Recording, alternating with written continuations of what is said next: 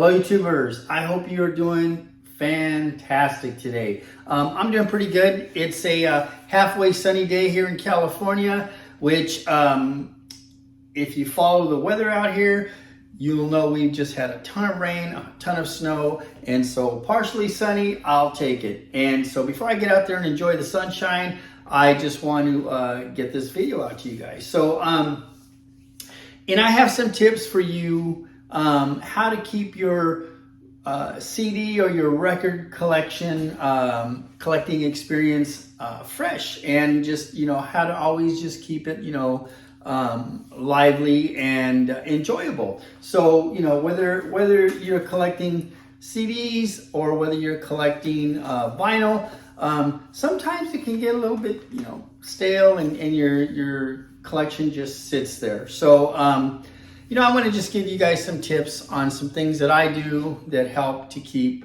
my listening experience lively. And so, but before we do, I just want to thank you guys for watching. It just means so much to me with all the good YouTube content out there. It's actually great content that you are watching my videos. So let's get into it.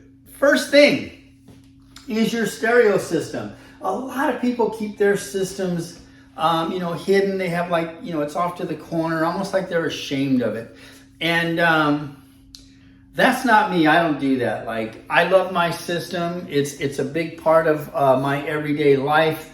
I give a nice piece of real estate to it in my home. And same thing with the records. I don't just have them, on the floor in a crate. I have them displayed not only here, but they're displayed throughout my home. And, it just, I don't know, I just enjoy them. And it just, when I walk by and I see my collection, it just makes me proud to have it. And I do the same thing, with my CDs too.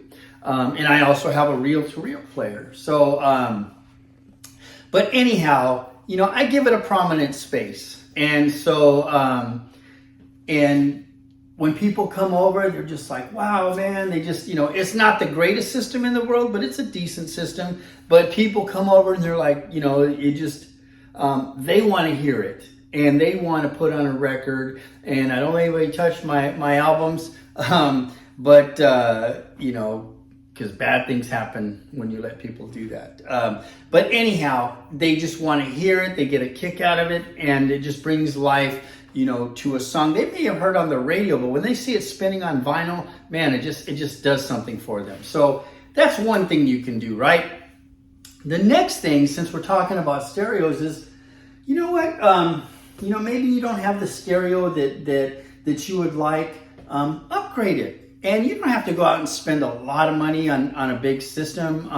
I've shared some videos where you can just go out, thrifting, or somebody that's just selling a system, and get a nice piece of equipment for cheap. So whether you're just looking, to upgrade your receiver, or you want to add an EQ, or maybe you just want a nicer turntable, or some better speakers, upgrade your system. Better sound, man, just makes those albums pop, and that alone will be a big plus to your music listening experience. So the next thing that I will tell you is, I love to read about the artists that I listen to. Not all of them, but right? So that'd be impossible. I'd be reading all the time. But, here's a book on the Beatles, A Hard Day's Night, story behind every song. Anyhow, when, you get a little bit of insight to your artist, I don't know, to me, there's a better connection when you're listening to the music. So, if you read the book, right? You read this book, or any book, on a particular artist, it just makes listening to this that much more enjoyable. To me, there's just more of a connection. And so that's another thing that I do that helps me to enjoy my music. The next thing I would suggest is, maybe a documentary. Watch documentaries. There's so much good stuff on YouTube or that you can buy, or like there's a lot of good documentaries on Amazon Prime. I just saw a good one on Rick James, which was just awesome. A lot of good information, and facts about when he was just starting out, that just totally again, makes that connection that much more solid. This is a Motown 25, and in watching this, it reminded me of when this came out on TV. It was when Michael Jackson first moonwalked, and this was before like the internet, right? And so it was just that thing that everybody was talking about the next day. It was like, did you see Michael Jackson last night? It was crazy. And so like just watching this, it just, brought back a lot of memories. And you know what? It reminded me, it freshened up a lot of the other Motown artists that I have in my collection, and it made me want to listen to them. So, documentaries, or just maybe even just a movie about an artist, like the one that was done on Queen. Elton John did one. Motley Crue did The Dirt. Any of that stuff, it just adds to your listening experience.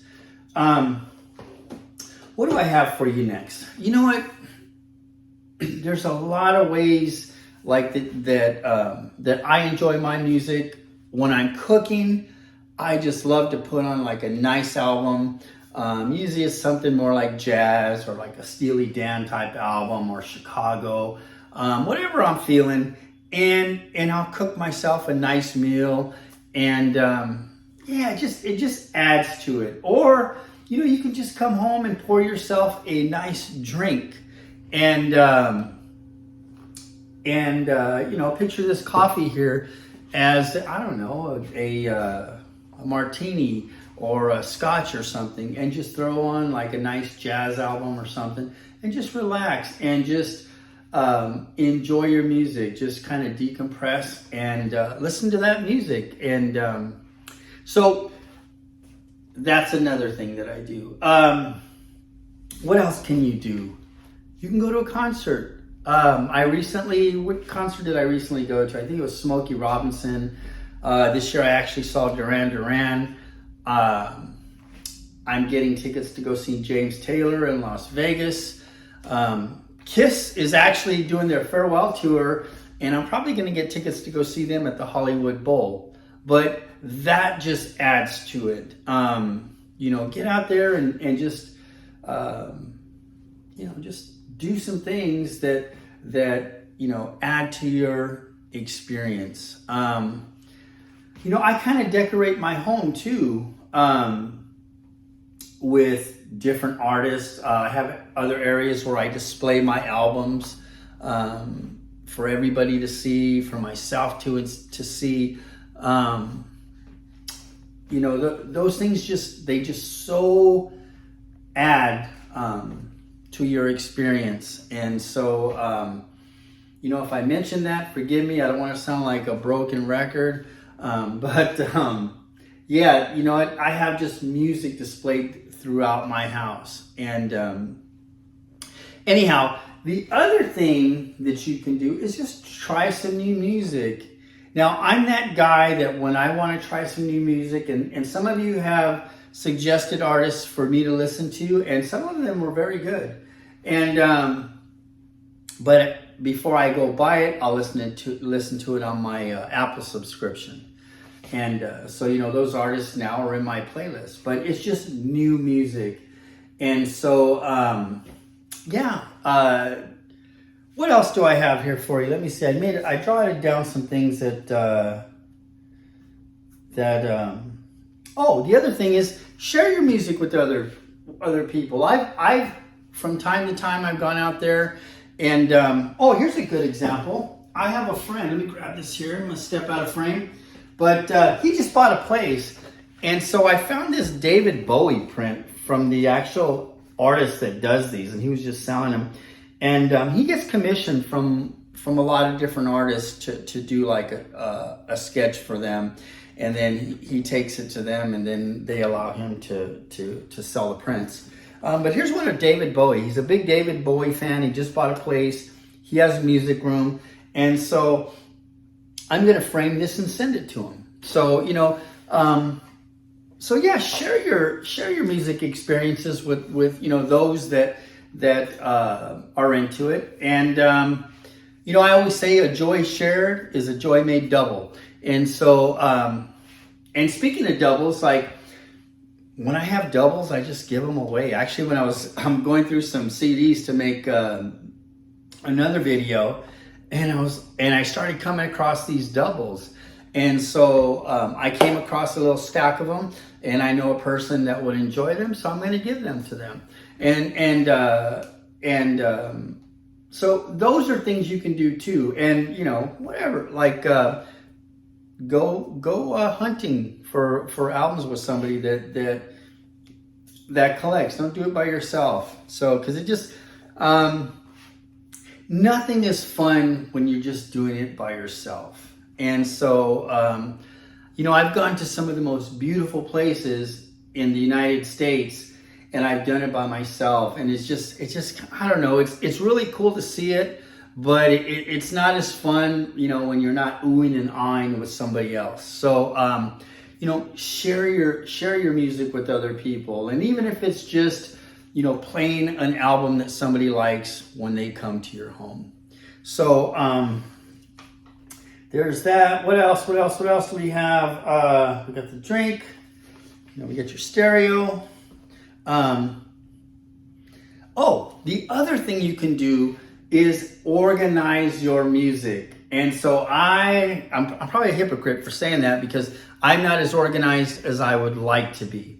But I will say, like, it's just I kind of have mine by like genres. So like I have like, this is all 12-inch singles, disco, 12-inch singles, new wave, and singer-songwriter, stuff like that. And then I have another section where I have like my heavy metal.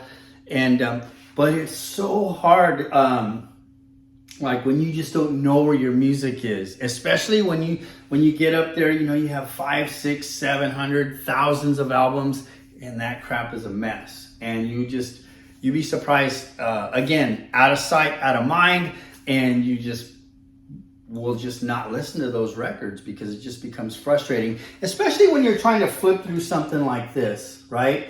You just can't really see. Like I have another section where the albums are faced out, and it's just easier to flip through.